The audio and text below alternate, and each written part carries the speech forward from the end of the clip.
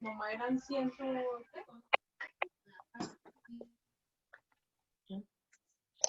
Buenas noches. Buenas noches, profe. ¿Cómo están? Chipi. Buenas noches. Rosa. Buenas noches. Ya comenzó. A todos.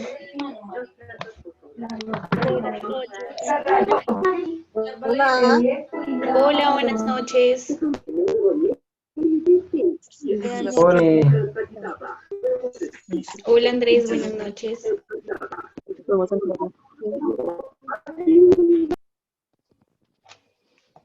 Buenas noches, profe.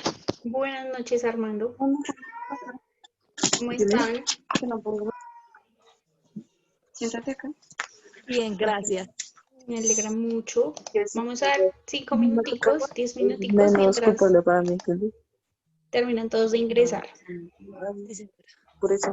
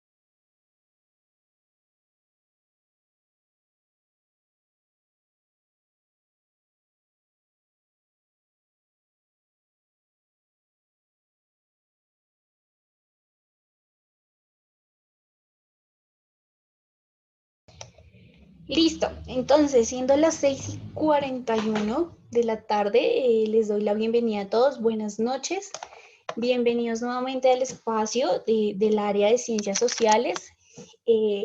Es un gusto encontrarme de nuevo con quienes están. Me gustaría saber si hay alguien nuevo en el espacio o si ya nos conocíamos de las sesiones pasadas. Entonces, para yo tener ahí como claridad si hay alguien que hace falta. El día de hoy, nuevos. Bueno, pues bienvenidos. Me presento nuevamente para quienes no me conocen. Mi nombre es Yurania Costa, soy la profesora del área de Ciencias Sociales del Colegio Innovar. Soy licenciada en Ciencias Sociales de la Universidad Distrital y soy estudiante de la maestría en Investigación Social Interdisciplinaria de la misma universidad. Ya llevo en el colegio año y medio.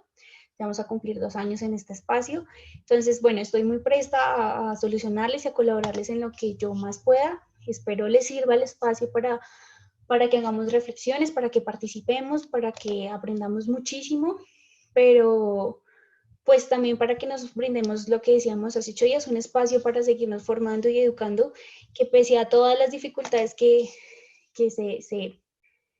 parecen estar en este momento por la situación que atravesamos, no es un impedimento para que nos sigamos educando y para que culminemos con el proceso educativo, que ya, digamos que ya les faltan 2 pasitos y terminamos eso.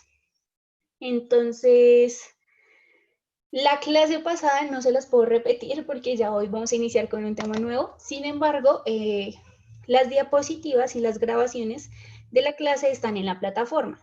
Entonces ahí ustedes pueden ingresar, ven la clase anterior, ahí está la grabación. Siempre se van a grabar las clases para que si en algún momento no pueden asistir, que esa no es la idea es que siempre estemos en el espacio, en esta horita, pues puedan tener acceso a la información en otro momento. ¿Listo? Entonces no hay ningún problema, se pueden adelantar a través de la plataforma, justamente para eso es. Entonces, el día de hoy nos vamos a dedicar al segundo tema que vamos a encontrar en el módulo. Pregunta técnica, ¿todos ya tenemos el módulo o alguien falta por el módulo?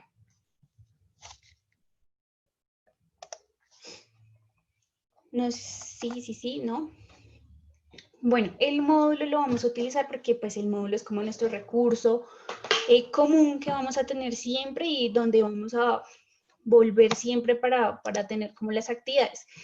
Quienes ya lo tienen se van a fijar, la primera actividad fue la revolución industrial, que fue la temática que trabajamos hace 8 días. Para el día de hoy vamos a empezar ya con nuestro segundo tema, que es la revolución francesa. Entonces la idea es que pues hoy hablemos en relación a eso y esa va a ser la actividad que se va a subir ya para la semana 3. ¿Listo? ¿Alguna pregunta hasta aquí? Quienes no lo tienen, pues lo podemos ir adquiriendo, están los colegios. Creo que ya, independientemente de la sede en la que nos encontremos, los fines de semana creo que están funcionando en ciertos horarios, entonces ahí pueden ir y adquirirla. ¿Listo? La idea es, entiendo la situación, pues vamos a dar un poquito de tiempo para que todos lo tengamos, pero quienes no, pues vamos desarrollándolas de manera individual en sus cuadernos. Las actividades están en la plataforma del colegio. Entonces ustedes ingresan al aula y aparecen cursos y aulas. Cuando vamos al aula es cuando nos dedicamos a este espacio virtual que se van a ver conmigo y en los cursos van a encontrar las actividades por semanas. Entonces ahí es donde ustedes tienen el ingreso a través de esta plataforma. Para eso se supone que ya tuvieron que haberse inscrito y bueno, haber hecho todo el procedimiento pues para ingresar. No, ahí vamos. Hoy vamos a iniciar con la Revolución Francesa. Hicimos la Revolución Industrial, que fue la primera tarea. Hoy iniciamos con la Revolución Francesa, que va a ser la actividad que se va a subir. ¿Listo? Entonces, para que lo tengamos muy claro. Las calificaciones sí están, pero no las hemos subido. ¿Listo? Entonces, voy a comunicarme para que hagan, lo suban al sistema. ¿Listo? Para que la coordinadora lo haga. Entonces, las primeras páginas, no tengo la numeración exacta, ya en un momentico se las comparto o se las dejo por el correo, ¿listo? No hay ningún problema. Es que lo que les venía comentando, en la semana 1 y semana 2 de las pasadas se hizo el trabajo de la revolución industrial. Va a aparecer semana 1 en la plataforma, pero en realidad, comillas, es como la semana 3. ¿Listo? Entonces no se preocupen, va a haber el tiempo para que suban las actividades, no se dejen colgar. Es lo único que estamos diciendo. En este momento voy a compartir pantalla. Entonces la idea es que, bueno, vamos a, lo que les dije, vamos a hacer ya oficialmente inicio a la sesión y el tema que nos va a competir el día de hoy es la Revolución Francesa. Es la segunda revolución más importante que vamos a trabajar en las ciencias sociales en el siglo XIX. Bueno, esta concretamente corresponde al siglo XVIII y va a tener unas características muy importantes y no la habíamos desligado de los procesos que tuvimos aquí en América Latina, sino que por el contrario va a ser una revolución que no solo va a afectar a Francia como tal, sino que va a tener, digamos que, respuesta o resonancia en otros países europeos, incluso en América Latina. Gracias a ella es que nos pudimos independizar como países, desde Argentina hasta la misma Estados Unidos, aunque la independencia estadounidense es previa a la revolución. Listo, entonces yo traje un video el día de hoy, entonces voy a copiar el link en el chat para que todos lo tengan. Yo lo voy a poner a reproducir en la llamada, pero si alguno no tiene como, digamos que el audio, ahí está el link para que puedan estar en sintonía con quienes lo vamos a hacer. ¿Listo? Es un video de Academia Play, es una buena página, o bueno, es un buen canal en YouTube que nos permite tener como elementos muy concretos. ¿Listo? Entonces la idea es que ya lo voy a empezar a reproducir para que todos estemos súper pendientes. Nuevamente bienvenidos a las personas que están ingresando hasta ahora. Les recomiendo por favor muchísimo la puntualidad. Ya llevamos casi 20 minutos de clase y pues hay personas que apenas están llegando y eso hace que nos retrase como la sesión. ¿Listo? Entonces haciendo como ese paréntesis, voy a compartir pantalla. ¿Todos vemos pantalla? ¿Todos ven mi pantalla?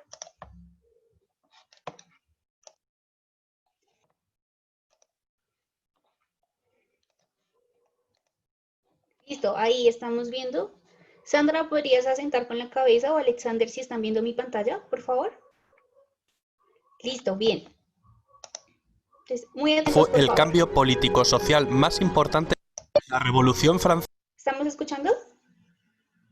Francesa fue el cambio político-social más importante que se produjo en Europa a finales del siglo XVIII. Fue un periodo violento en el que se derrocó el antiguo régimen, para acabar instaurándose un nuevo régimen donde la burguesía, apoyada en ocasiones por las masas populares, se convirtió en la fuerza política dominante. Veamos los detonantes que iniciaron esta revolución. Siglo XVIII. Nos hallamos en Francia. La corriente de pensamiento vigente es el pensamiento ilustrado. Las ideas de gente como Voltaire, Rousseau, Montesquieu han hecho mella en la sociedad. Sostenían que el conocimiento humano podía combatir la ignorancia, la superstición y la tiranía para construir un mundo mejor. Este tipo de pensamiento se expandió a través de reuniones realizadas en casas de gente adinerada, en las que participaban intelectuales y se hablaba de filosofía, política y literatura. Se leía la enciclopedia, una iniciativa de Diderot y d'Alembert que contó en sus sucesivas publicaciones con numerosos colaboradores que escribieron miles de artículos para dejar plasmado el pensamiento ilustrado. La enciclopedia contribuyó al descrédito del sistema. Una sociedad culta que piensa por sí misma era la mejor manera de asegurar el fin del antiguo régimen. Los principios basados en la razón, la igualdad y la libertad estaban presentes en la mentalidad de los franceses. No solo de los franceses, las ideas ilustradas se habían extendido por Europa y sus colonias. Al otro lado del océano, la Ilustración había servido de impulso para que un 4 de julio de 1776 las 13 colonias norteamericanas consiguieran su independencia. Francia se hallaba bajo el dominio de una monarquía absolutista. Reinaba por entonces Luis XVI, que estaba casado con María Antonieta. El poder del rey y de la nobleza eran la base de este régimen. El Estado se encontraba en una situación económica bastante precaria. Los gastos militares y las malas cosechas crearon una gravísima situación social. El pueblo pasaba hambre, mientras el lujo y el despilfarro del rey y la nobleza continuaban como si nada, endeudando más las arcas del Estado. La mentalidad ilustrada más el descontento social provocaron el caldo de cultivo perfecto para que estallara la revolución. Pero antes vamos a ver cómo estaba dividida la sociedad francesa. La sociedad estaba compuesta por 3 sectores sociales llamados estados. El primer estado era la Iglesia, no pagaba impuestos, recibía de los campesinos el diezmo, es decir, la 10ª parte del producto de sus cosechas. Solo la Iglesia podía legalizar casamientos, nacimientos y defunciones, y la educación estaba en sus manos.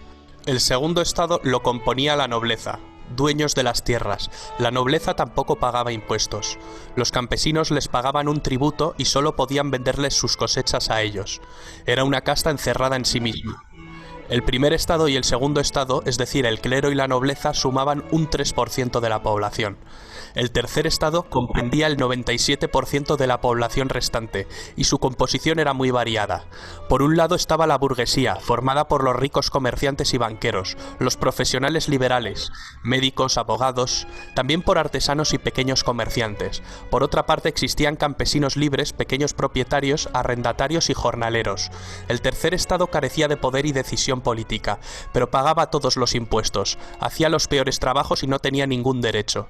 La burguesía necesitaba tener acceso al poder y manejar un Estado centralizado que protegiera e impulsara sus actividades económicas, tal como venía ocurriendo en Inglaterra. Pero volvamos a París.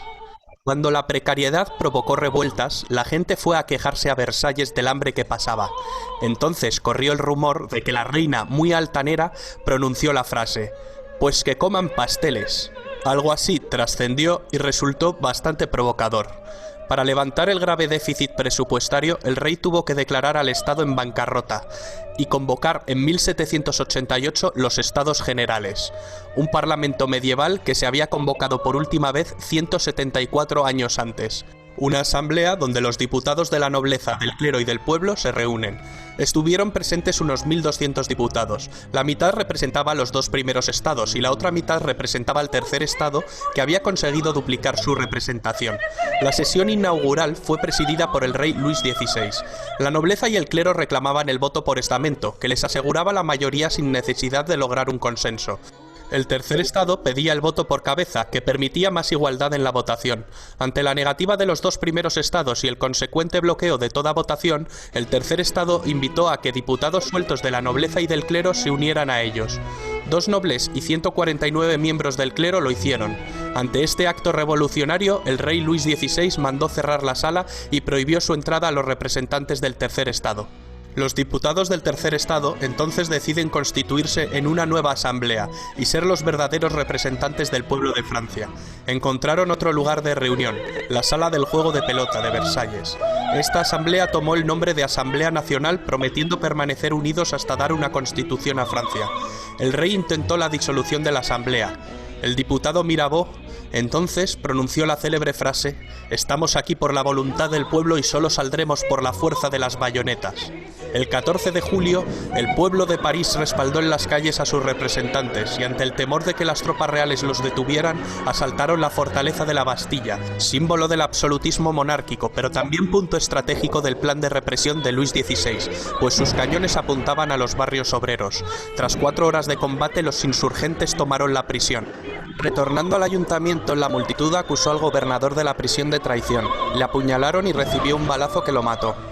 Su cabeza fue cortada y exhibida en la ciudad clavada en una pica, naciendo desde entonces la costumbre de pasear en una pica las cabezas de los decapitados, algo que se volvió muy común durante la Revolución. La toma de la Bastilla dio a los radicales y al pueblo de París mucha confianza en sí mismos, lo que tuvo su expresión en la prensa.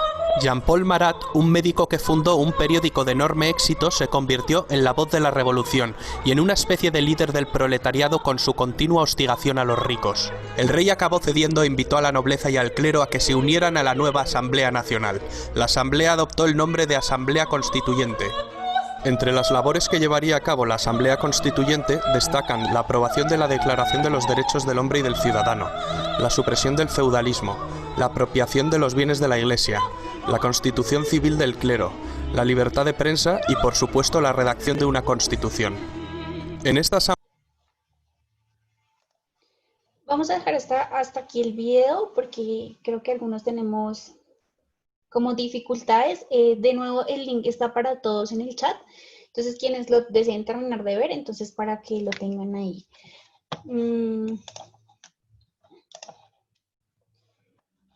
La idea es que, bueno, les voy a compartir mi pantalla. Hice unas diapositivas para ustedes para que la podamos utilizar. ¿Están viendo mi pantalla? Héctor, asientas con la cabeza si estás viendo mi pantalla, por favor. Gracias, Alexander y Héctor, que son los que veo así como de primeritas. Listo. Entonces, lo que les estaba diciendo, vamos a trabajar el día de hoy como la segunda revolución más importante para el siglo XVIII y XIX, en este caso Europa, y va a ser como la Revolución Francesa. Antes de dar inicio como tal a la explicación del tema, me gustaría escucharlos como qué entendieron de qué fue la Revolución Francesa. Por ahí en una frase muy corta, cada uno me va a decir por el chat qué estuvimos entendiendo del video que estábamos viendo, o si definitivamente no entendimos nada. 2, 3 palabras en las que podríamos resumir lo que es la Revolución Francesa.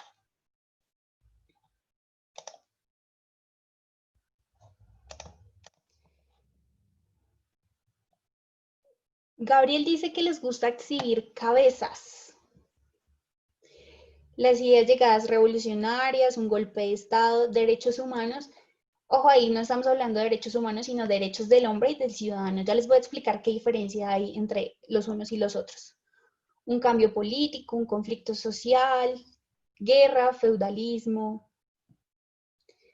Del pueblo obrero, no tanto así, pero sí, más o menos por ahí va la idea, Yaniris. Por el hambre y la deuda interna. Había muchas leyes y guerras, una crisis política. Sí, más o menos todos vamos apuntando hacia la misma idea. El entendimiento del pueblo, no sé qué quieres decir con eso, Didier. Muchos cambios en los estragos de la gente. Un conflicto social y político. No importa, Julieta, ahí queda el link para quienes no lo empezaron a ver. Igual vamos a precisar elementos muy centrales a través de la exposición, ¿listo? Muchas gracias a los que participaron.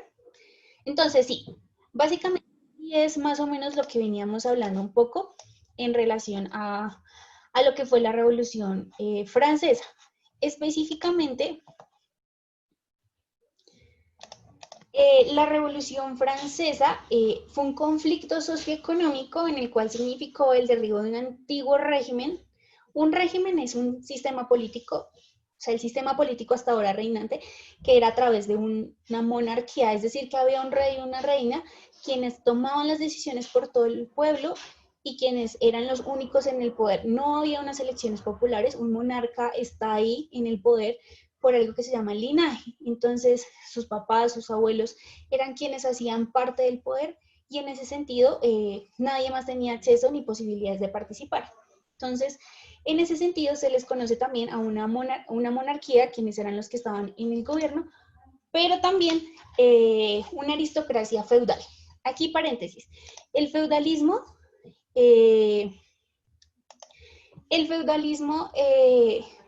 digamos que fue un sistema económico que operó en Francia hasta 1789, que va a ser la fecha en la que va a iniciar la Revolución Francesa, y va a tener como características ese feudalismo, básicamente es el trabajo de la tierra. Entonces, hace 8 días veíamos la Revolución Industrial y cómo esta transformó las vidas y las formas de las relaciones sociales en Inglaterra. En el caso específico de Francia, va a ser hasta el siglo XVIII cuando se van a empezar a generar estos cambios justamente como respuesta a lo que venía sucediendo en Inglaterra.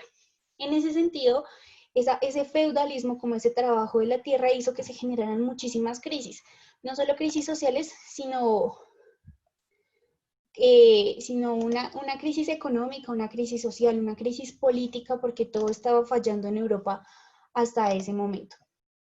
¿Listo? Entonces, en ese sentido, va a ser importante como el surgimiento de una revolución que va a tener como características específicas, digamos que la abolición justamente en primera medida de ese sistema político, porque desde 1760, o sea, de mediados del siglo XVIII, habían malas cosechas que provocaron un alza en el precio. Entonces, si hay poca cosecha, esto es más o menos la ley de la oferta y la demanda. Cuando hay mucha oferta, es decir, la gente desea mucho un producto y hay poca demanda, al revés, cuando hay mucha oferta del producto hay cantidades exorbitantes del producto y hay muy poca demanda, el precio se baja constantemente. Entonces, por eso cuando hay muchas mandarinas en la calle, que es lo que ahora he visto que están como en cosecha, el precio tiende a bajar, porque si no se va a perder el producto. Sin embargo, en Francia había poca cantidad de comida y mucha gente que necesitaba comer, es decir, que los precios se van a subir. Y eso era complicadísimo porque la gente no tenía con qué dinero pagar esos alimentos. Y pues si uno no come, pues se muere. Entonces había un descontento popular justamente por eso. La segunda es que la burguesía se mostraba descontenta ante su marginación política porque solo los privilegiados podían ostentar cargos y disfrutar de reconocimiento social. Recuerdan que hace 8 días hablamos del surgimiento de unas nuevas clases sociales que particularmente es la burguesía y los obreros, que serían el proletariado. En el caso específico, la burguesía francesa estaba muy descontenta porque, bueno, si bien tenían el capital económico, no tenían ese reconocimiento social, o sea, no eran unas personas visibles y mucho menos les dejaban participar en la vida política y en las decisiones del país. Eso hacía que estuvieran, digamos que, ligados a las decisiones del rey y eso muchas veces no les convenía. Entonces, eso fue como, de hecho la Revolución Francesa se reconoce como una revolución burguesa porque van a ser esa gente con el dinero quien va a mover las masas del pueblo para hacer esa transformación y ese derrocamiento del rey. Y la última es que además la monarquía estaba sumida en una crisis financiera profunda provocada por los gastos elevados del Estado y de la Corte. Esta gente le pasa lo del Senado en Colombia.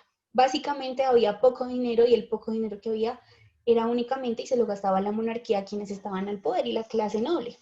Y mientras el pueblo fue sufriendo toda la crisis como tal.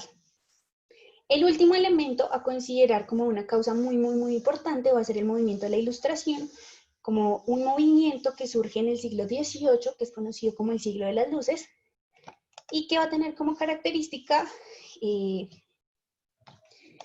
la Ilustración es un movimiento que va a tener como característica que es una corriente de pensamiento que se va a dedicar a defender la razón sobre la fe.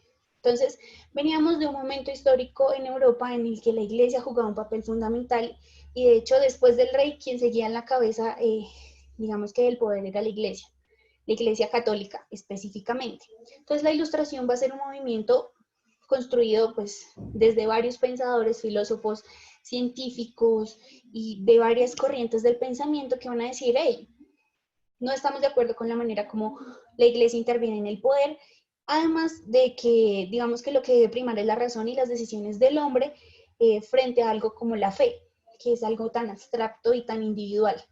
Entonces, para los iluministas siempre va a ser un ejercicio muy elemental hacer críticas y reflexiones frente a todo. De hecho, es el siglo muy importante porque ahí es donde van a surgir grandes pensadores en las ciencias, en las matemáticas, en las ciencias sociales y en la misma filosofía. En ese sentido, por ejemplo, les traigo aquí, les voy a presentar 3 de los ilustrados más importantes que específicamente son franceses y que van a jugar un papel importante en lo que va a ser la Revolución Francesa. El primero de ellos es Rousseau. Rousseau es conocido porque es un filósofo que va a escribir uno de los libros más polémicos en su momento para Francia, ¿no? Y para parte de Europa. Se va a llamar el contrato social. ¿Qué es un contrato? Pregunto ahí por chat, ¿qué es un contrato? ¿Qué se les ocurre que es un contrato?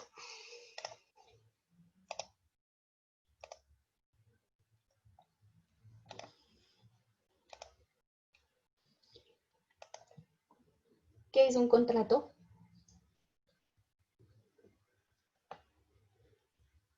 Un acuerdo, exactamente. Primer elemento, gracias Alison. Sí, un acuerdo, pero ¿qué más tiene un contrato? Algo establecido que liga una decisión que tiene 2 o varias partes exactamente.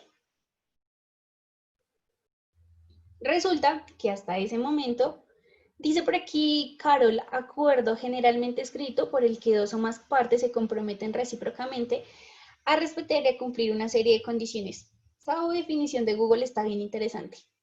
¿Un documento que figura un acuerdo? Sí. Entonces, un contrato social, hasta ese momento nadie hablaba de contratos ni de leyes. Un contrato social, como ya van a decir, es un acuerdo entre una o más, pues entre 2 partes, no necesariamente entre 2 personas, sino entre 2 partes, en el cual se establecen unos criterios de relación. ¿Listo? Esos criterios de relación pueden ser, como dice Alexander, entre un trabajador y un empleador, pero también puede ser un contrato, por ejemplo, de arrendamiento de mi casa, entonces usted me va a arrendar y vamos a poner y a plantear unas reglas específicas, pero también no solo aplica a ámbitos económicos, sino, por ejemplo, me voy a conseguir un novio o un esposo y cuando usted se casa también firma, como comillas, un contrato en el que preestablece, bueno, establece unos acuerdos, por ejemplo, en relación a la separación de bienes, y bueno, y demás elementos que tiene que ver.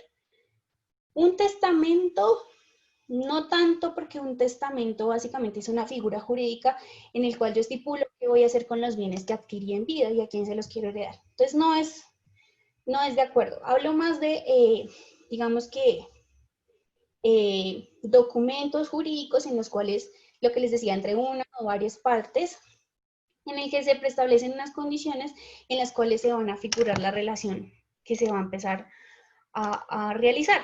En ese sentido, Rousseau es la primera persona en hablar en el mundo, conocido, ¿no?, bueno, en Occidente es particularmente hablar de un contrato social y lo importante de un contrato social para establecer las relaciones sociales. Entonces, en su libro, justamente que recibe su mismo nombre, que es la imagen que podemos ver en la parte inferior, es el libro en donde él va a plantear la necesidad de hacer un contrato social, no solo entre dos personas, sino un contrato social que nos rija a todos como población. Podemos decir que ese contrato es el predecedor de lo que podríamos conocer hoy como una constitución, ¿cierto? Una constitución es un acuerdo colectivo en el cual se pactan ciertos lineamientos frente a cómo debemos funcionar como sociedad, y en ese sentido, digamos, las penalidades que tenemos si incumplimos estas o los beneficios que adquirimos al ser parte de ese acuerdo.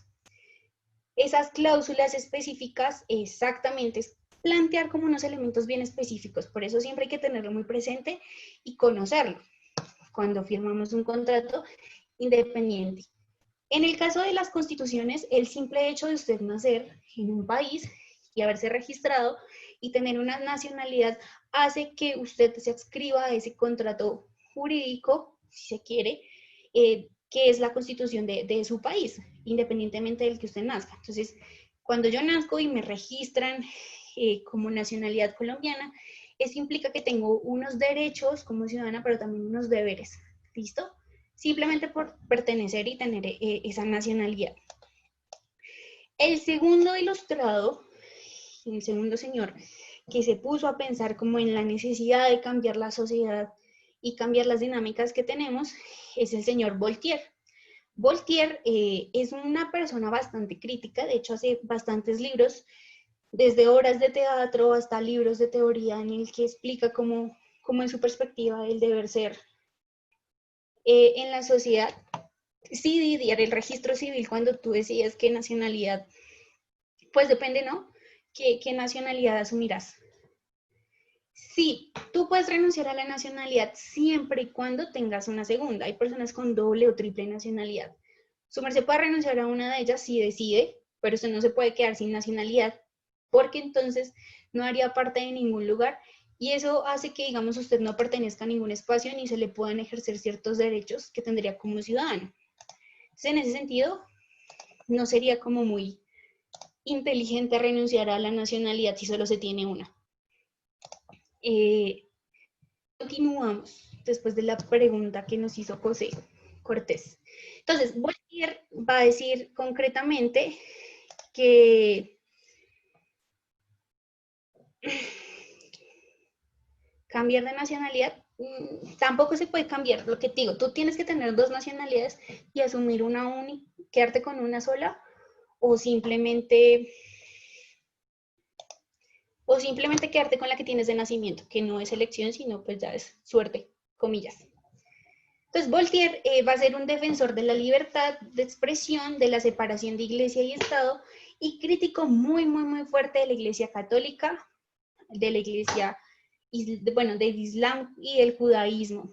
Este señor escribió poesía, obras de teatro y trabajos filosóficos e históricos.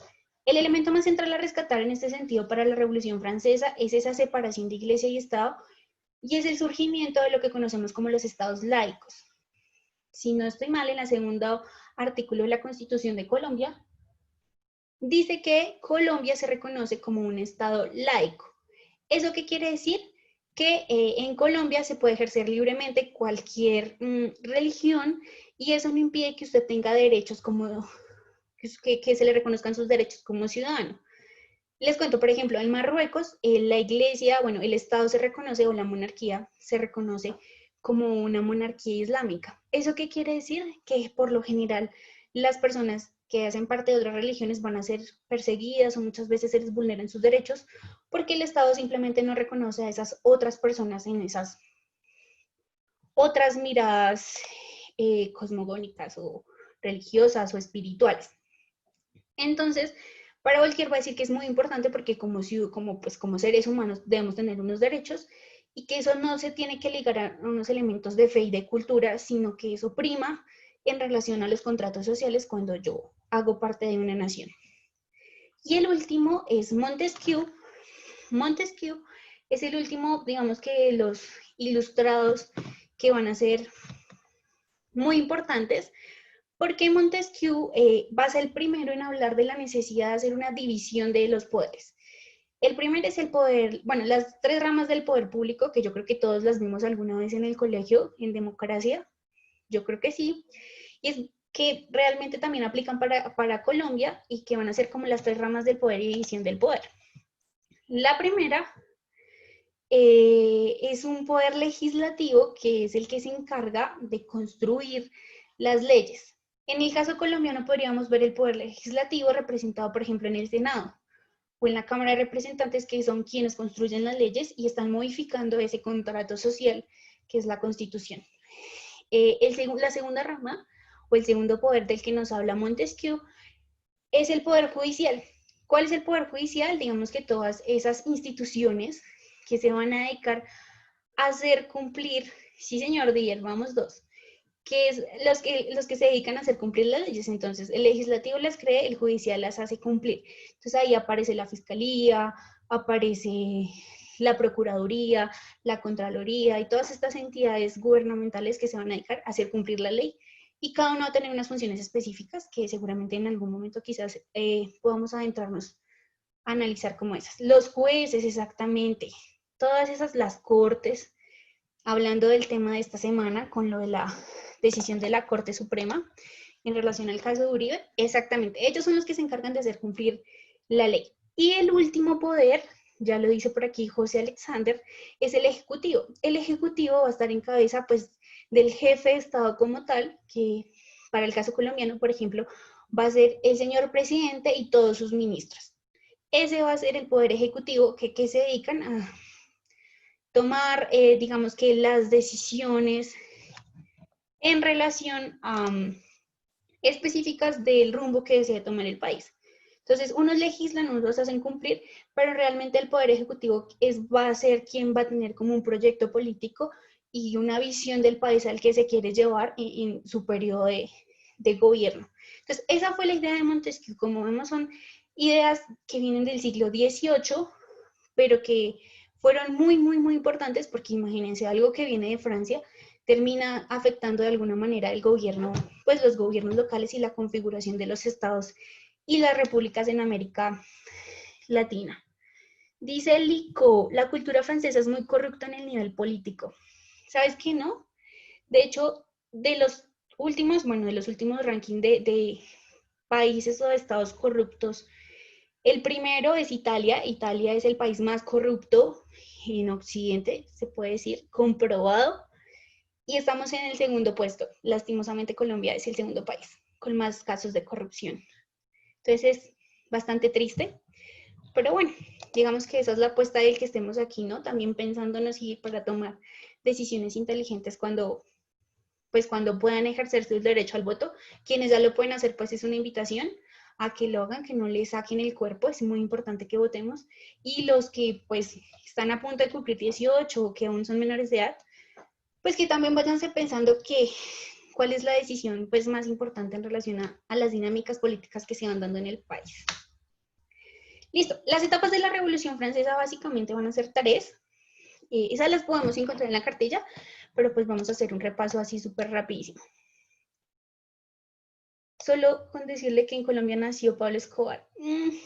Para mí Pablo Escobar es uno de los pequeños males del país. Realmente hay personas que le han hecho más daño al país. El asunto con Pablo Escobar es que se hizo figura pública, pero en realidad somos más que eso, créanme. Y hay cosas mucho peores y son muchas más las cosas más bonitas que tenemos como país. Entonces, la primera etapa de la revolución se le va a conocer como la monarquía constitucional, que va de 1789 a 1792 y que tiene como característica que es el primer momento en el que se habla de una Asamblea Nacional Constituyente. ¿Eso qué quiere decir? Que es el primer momento cuando los tres como estados de la monarquía se sientan y hablan y dicen es necesario hablar de una constituyente. ¿Eso qué quiere decir? Pero eso no fue tan fácil, o sea, no es como, señor rey, es que queremos una constitución, porque es que usted está gobernando muy mal. No. Básicamente lo que se hizo fue a través de una revuelta pública que terminó con con la toma de la Bastilla. La Bastilla, hagan de cuenta que es la Casa de Nariño aquí en Colombia. Entonces la Bastilla es el lugar donde residía el rey y que la gente tuvo que llegar y tomársela a la fuerza para que el rey se sentara a escuchar como sus necesidades y la crisis tan terrible la que estaban viviendo. Entonces ese fue el primer momento, la monarquía constitucional. Cuando el rey decidió dejar que otras personas fuera de su gobierno entraran a participar y a tomar decisiones en relación a cómo debía pues realmente dirigirse el país y cómo sacar a Francia de la pobreza en la que estaba. El segundo momento es la Convención Republicana. Entonces, la persistencia de los problemas económicos y sociales, junto con la oposición de la nobleza y el rey, motivaron una nueva ola revolucionaria que desembocó en la instauración de una república. Esa república quiere decir que por completo queda eliminada la figura del rey en Francia. ¿Eso qué hizo? Pues, ¿cómo se logró? A través de que pues toman el rey a Luis XVI y a su esposa María Antonieta y van a ser decapitados en la plaza pública como una manera de hacer visible a todas esas personas que hacían parte del poder, que realmente el poder lo tenía el pueblo y que frente a la ineptitud y toda la corrupción que tenía Luis XVI en su momento, pues la manera pues más concreta es decapitarlo. Aquí como un paréntesis, Luis XVI es quien se inventa la guillotina y pues muere a manos de su invento, ¿no? Es algo bien curioso. Y la última etapa de la revolución, después de hacer ese tránsito de una monarquía a una república, en donde hay una asamblea, algo un poco más abierto, más democrático, es cuando en la época de la república aparece esa nueva constitución como una forma de consolidar la reacción moderada frente al terror que ya se había vivido previamente y como una necesidad de no volver a esas tendencias monárquicas. O sea, no querían otro rey, sino que era importante tomar unas decisiones específicas en relación al proyecto como una república francesa independiente y democrática. Sin embargo, todo iba muy bien. Y en el año 1799 aparece un señor que se llama Napoleón Bonaparte, que yo creo que muchos hemos escuchado y no ubicamos históricamente. Y Napoleón era un hombre con sed de poder, muy inteligente y que le dan la posibilidad de participar en la constituyente francesa, pero que cuando llega al poder, se toma el poder, básicamente lo que hace es volver a generar una especie de dictadura, ya no como un monarca, sino como un emperador, porque aparte de todo, él quería conquistar todos los países alrededor de Francia. Entonces, cuando este señor va y se toma Alemania, va y se toma España, de hecho, mete a la cárcel al rey español, y eso hace que quiera conquistar toda Europa y hacer un imperio romano, pero pues a manos de Napoleón. Este proceso, este señor le dura de 1799 a 1815. Pensémonos que en ese periodo, cuando no estuvo el rey de España, fue que posible, por ejemplo, en el caso de la Nueva Granada, que nos independizáramos, o bueno, que siguiera el primer momento de ese grito de independencia en el año de 1810. Si se fijan, es en el periodo en el que Napoleón tenía por allá enloquecida toda Europa. En ese momento fue que las colonias americanas toman la decisión de independizarse. Listo, consecuencias de la Revolución Francesa, que ya nos quedan 10 minuticos. Entonces, la primera es que desaparece por completo la aristocracia. Ese antiguo régimen pierde sus privilegios, liberando a los campesinos de los antiguos lazos que los comprometían con los nobles y el clero. Aquí ya empezamos a hablar de ciudadanos. ¿Listo? La revolución en Francia fue la palanca que llevó a Francia del estado feudal al capitalismo. Entonces pasamos de una sociedad que solo trabajaba la tierra a una sociedad capitalista en donde empiezan a funcionar un poco la idea de la burguesía del proletariado, porque aparecen las primeras industrias, porque la gente decide emigrar a las ciudades, porque tiene otras dinámicas de relación, ya no está el señor y los siervos y los esclavos, sino que en la mayoría se les puede reconocer como ciudadanos. Y en 1799 la alta burguesía se alió en general con Napoleón Bonaparte, que fue invitado a formar parte de su gobierno. Su misión era recuperar el orden y la estabilidad del país, proteger la riqueza de la burguesía y salvarlos de las manifestaciones populares. En torno a 1803 comienzan las guerras napoleónicas, las que les explicaba de las conquistas de los otros países, Conflictos revolucionarios imbuidos de los ideales de la revolución que tuvo como protagonista Napoleón Bonaparte. Fue una de las guerras más importantes de la historia. De pronto en otro momento, cuando estemos viendo la independencia de Estados Unidos, podemos volver un poco sobre las guerras napoleónicas. Otra consecuencia importante es la aparición de los derechos del hombre y del ciudadano. Una compañera por ahí mencionaba... ¿Me escuchan mejor? Didier, ¿sí mejor? La última consecuencia que por ahí mencionaba una compañera, lo de los derechos humanos. Con la Revolución Francesa no aparecen los derechos humanos, aparecen los derechos del hombre y del ciudadano, que es diferente a los derechos humanos. Los derechos del hombre y del ciudadano son hombres, netamente hombres, las mujeres no tenían derechos, mucho menos los niños, sino únicamente eran hombres que tuvieran una capacidad adquisitiva, que tuvieran dinero y que tuvieran la posibilidad de participar en la política, además que tuvieran capital cultural. Ese capital cultural es lo que tenemos aquí, una persona que sepa leer, que sepa pues escribir, que además tuviera algún tipo de estudio. Esas personas se les consideraban como ciudadanos. Al resto de personas no tenían derechos, no tenían posibilidad de participar, ¿listo? Los derechos humanos como tal van a surgir hasta 1945, cuando se termina la Segunda Guerra Mundial. Desde ahí sí empezamos a hablar de derechos humanos.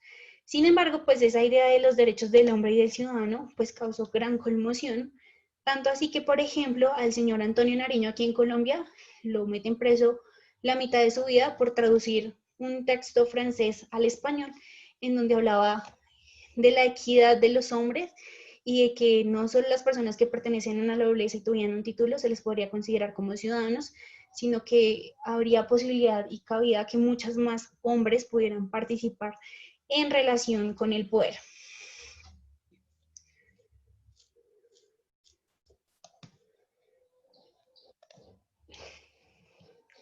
Listo, más o menos claro que fue eso de la Revolución Francesa. Voy a abrir los micrófonos por si hay alguna pregunta, algún comentario. ¿Conocían la Revolución Francesa? ¿Algo que les haya llamado la atención? Los escucho.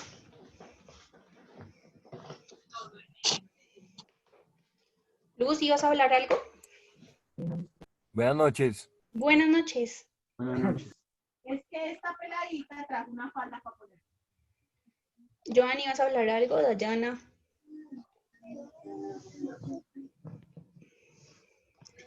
Buenas noches. Hola, buenas noches. Profe, Cuéntame. decían que cuando hubo la revolución, cuando sacaron los derechos de solo hombres, dice que una señora, una comentarista, se metió a hablar por las mujeres y la decapitaron por traición a... Sí, por traición. Sí, por Y la traición. decapitaron. Sí, en ese momento te quedo viendo el nombre, pero sí es verdad, es verdad. De hecho, hubo un movimiento feminista, pues el movimiento feminista como tal tiene sus raíces en Francia, ¿listo? Más o menos desde la época, la primera ola del feminismo, sí viene más o menos de la época de la Revolución Francesa. Un grupo de mujeres que van a decir, ilustradas ellas, muchas estudiadas, tenían títulos, pero pues digamos que pese a que se estaba dando una transformación social, económica y política en el país, los burgueses de alguna manera conservaban muchas tradiciones de la sociedad francesa, de la monarquía. Y la idea de la mujer siempre ha sido muy vetada, ¿ves? La idea de que la mujer tenga participación política es algo que ha sido muy controvertido en los tiempos y que inclusive hoy aún en Colombia se persiste esa idea un poco machista, el que incluso en los cargos laborales muchas veces un hombre y una mujer parece que fuera equitativo, pero no, en el mismo cargo pueden tener salarios muy diferentes simplemente por ser hombre o ser mujer. Entonces, sí, digamos que tienes toda la razón, sí en su momento sí hubo una organización social feminista, pero que realmente no triunfó justamente por ese pequeño detalle, por ser mujeres. Profe, Cuéntame. una pregunta. Pregunta. A partir de eso de Napoleón fue que se formó la era napoleónica, ¿no? Sí, señor, con Napoleón inicia un proceso muy diferente en Francia que va a llevar otras dimensiones. Digamos que las guerras napoleónicas van a ser muy importantes porque es esa conquista nuevamente medio imperialista que que no se veía desde Carlomagno, se podría decir en esas dimensiones, él muy muy estratega para poder dominar, pero que finalmente se cayó por su propio peso. Entonces sí empieza una nueva era, un nuevo momento, que hizo que nuevamente Francia, que ya estaba saliendo a flote de su crisis económica, volviera a caer en otra crisis económica fruto de la idea de Napoleón. Por ejemplo, hay una película que nos cuenta ese periodo napoleónico o post-napoleónico que se llama Los Miserables de Víctor Hugo. Eso es un libro, pero tiene una película, es muy buena, de hecho creo que se ganó un Oscar y todo, donde nos narran como qué fue esa sociedad francesa después de Napoleón. Es bien interesante para quienes les interese. La atención de la revuelta por las personas para exigir una constituyente, sí, es muy interesante. Y en Colombia también lo vivimos hace 30 años con la constituyente del 91. De pronto no conocíamos, pero por ejemplo en Colombia la última constitución había sido en 1886, imagínense hace 100 años. Y en 1990 se toma la decisión a través de algo que se llamó el movimiento de la séptima papeleta, que fue liderado por estudiantes de universidades y por profesores, para decir, oiga, la sociedad colombiana ya cambió, no podemos seguir regidos por un contrato social de hace 100 años. Hay que actualizarlo, tenemos nuevas problemáticas. Y en ese sentido, en Colombia, ese movimiento constituyente así fuerte del pueblo organizado fue en el año de 1991. ¿Le quitan? No, las propiedades no se les quita porque las propiedades son privadas y el capitalismo se dedica a eso, a proteger la propiedad privada. O sea, aquí nadie le quita a nadie. Simplemente lo que le dice la iglesia es, hey, amigo, ya no puedes participar de la política. Entonces, usted dedíquese a lo suyo, a orar, a construir iglesias, a hacer obras de caridad, lo que usted quiera, pero aquí en la participación del Estado no va a tener.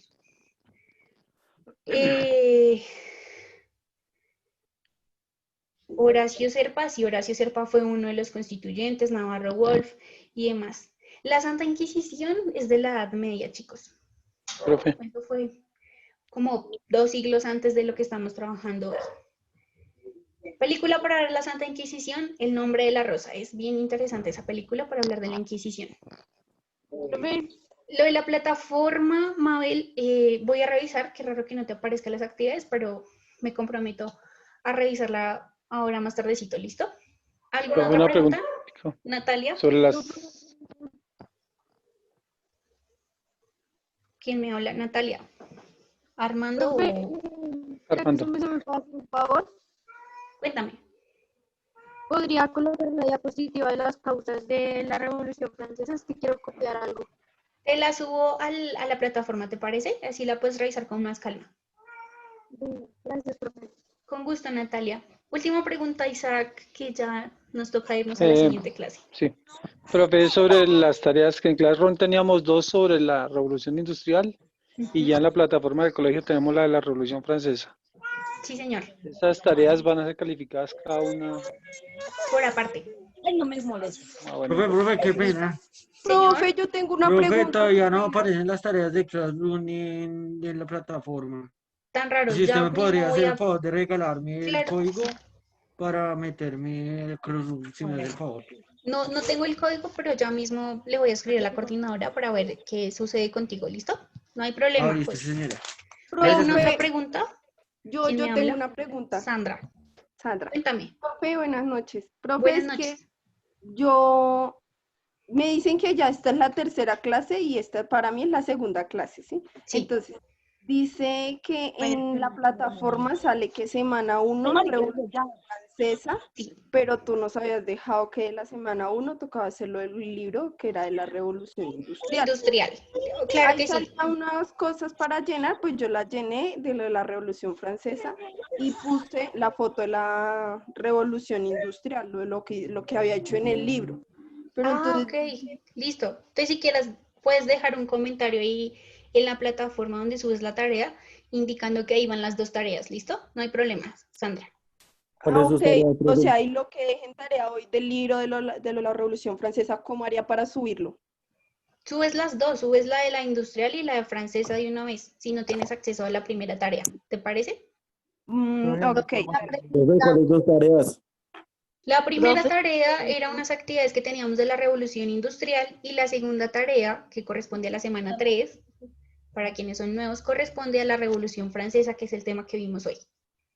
Y profe, la Revolución Francesa ya, sino que la industrial toca hacer en el libro o toca hacer una investigación. Hay dos tareas ahí para hacer en el cuaderno y Sí, en el sí, libro. sino Pero que tú yo ya no, como no tengo la primera tarea, es Profe, como yo hacerla en tampoco el tengo libro. lo que hay que investigar. Yo Listo, tengo... no se preocupen, no se preocupen. Vamos a subir nuevamente esa tarea al Classroom, a la plataforma del colegio, para quienes no tuvieron acceso, pues tengan acceso a la tarea, ¿listo? Y yo dejo ahí como la notificación de que les den más tiempo. Ah, listo, sí, señora, gracias.